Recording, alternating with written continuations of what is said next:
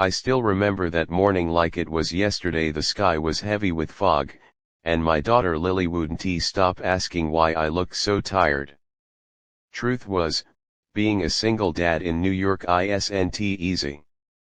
You wake up every day praying that what little you have is enough food, enough rent, enough love. I was running late for my second job fixing elevators in the Midtown business district when I saw her. A little girl, no more than 6, sitting alone on the cold steps outside a cafe. Her hair was messy, her shoes untied, and her small hands were clutching a pink stuffed bunny. Scene 1: The Lost Girl. I slowed down, thinking maybe her mom was inside, but 10 minutes passed, and no one came.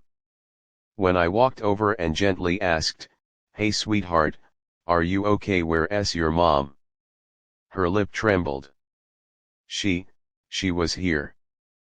But then she went to get her phone fixed and never came back. The words hit me like a punch. I looked around, hundreds of faces passing by, no one stopping. So, I called the police station to report a lost child, but they said they'd send someone as soon as possible. I knew what that meant: hours. I couldn't just leave her there. So, I did something I never planned to do that day. I brought her with me. Scene 2: The Elevator Repair.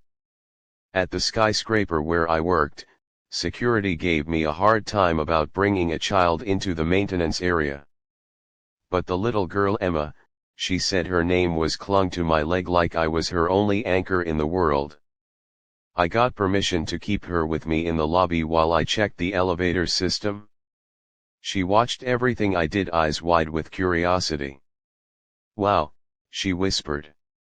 "You fix things." "Yeah," I smiled. "That's my job."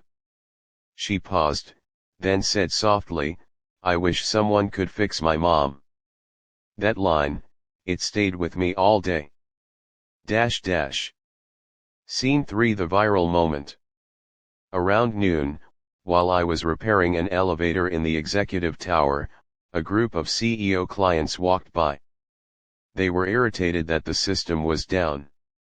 One of them snapped, "Can't you people work faster?" Emma flinched at the tone. And then, out of nowhere, she said in her tiny voice, "Don't yell at him. He's helping people. My dad says fixing things makes the world better." Everyone froze. I wasn't her dad, but the way she said it, it hit me harder than any insult ever could. Someone took a photo of that moment, me, covered in grease, this small girl holding my hand, and posted it online. By the end of the day, it had thousands of shares. People were calling it the elevator angel story. But for me, it was never about the attention. I just wanted Emma safe. Scene 4: The Search. When the police finally called, they said no missing child report matched Emma's description. Nothing. No trace of her mother. I decided to keep her overnight until they could figure things out. Lily, my daughter, was overjoyed. 2 little girls, one quiet, one bubbly, became sisters in a heartbeat. That night, as I tucked them into bed, Emma looked up and whispered, "Do you think my mom forgot about me?" I hesitated. "No, sweetheart. Sometimes people get lost too, but they always try to find their way back." She smiled. "Then maybe you can fix her too." Scene 5: The Knock at the Door. The next morning, everything changed. There was a knock at my apartment door, loud, urgent, and followed by a voice that didn't belong in my neighborhood. When I opened it, I saw a woman standing there in a designer coat, her eyes red and swollen. Behind her, 2 uniformed officers. "Are you the man who found my daughter?" she asked, her voice trembling. I nodded slowly. "You must be Emma's mother." Before I could say more, Emma ran out from behind me. "Mommy!" The woman dropped to her knees, holding her daughter like she'd found life itself again. I stepped back, feeling something inside me tighten, relief mixed with a strange ache. Scene 6. The truth revealed. The officers explained that the woman was Sophia Bennett, CEO of one of the largest tech companies in the city. She'd been targeted in a kidnapping attempt the day Emma disappeared. She'd sent her daughter away with a caretaker who vanished. Sophia had been searching non-stop for 48 hours. When she saw the viral post online, she recognized the pink bunny. She looked at me, tears glistening in her eyes. "You have no idea what you've done for me," she whispered. "You saved the only thing that matters." But what she said next left me speechless. "I know who you are, Mr. Walker. You work for our building maintenance division. I've seen your file. You were an engineer once, weren't you, before your wife passed?" I froze. "How did you?" She smiled softly. "I do my research. And I have an offer for you. Scene 7. The offer. A week later, Sophia invited me to her office, this glass palace high above Manhattan. She wanted to personally thank me and offer me a position.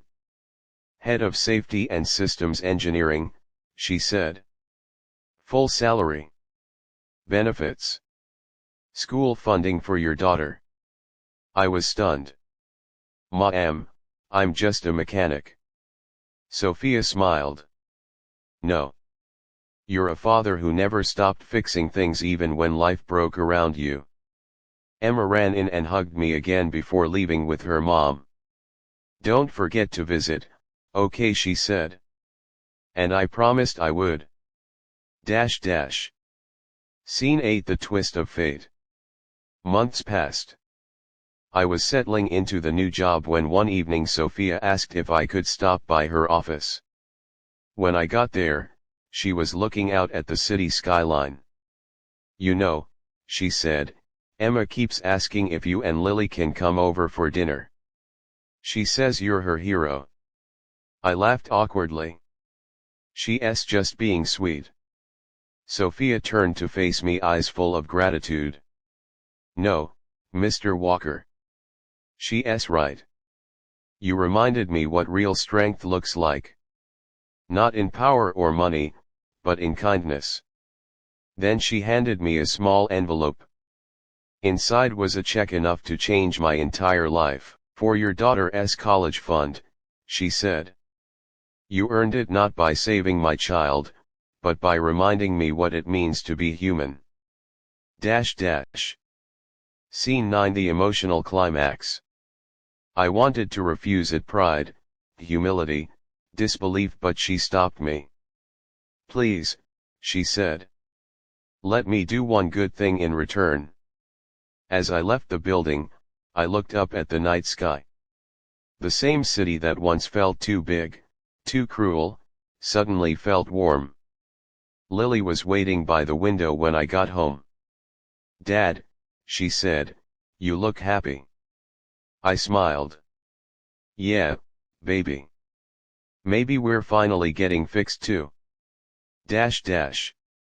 Scene 10. The ending message.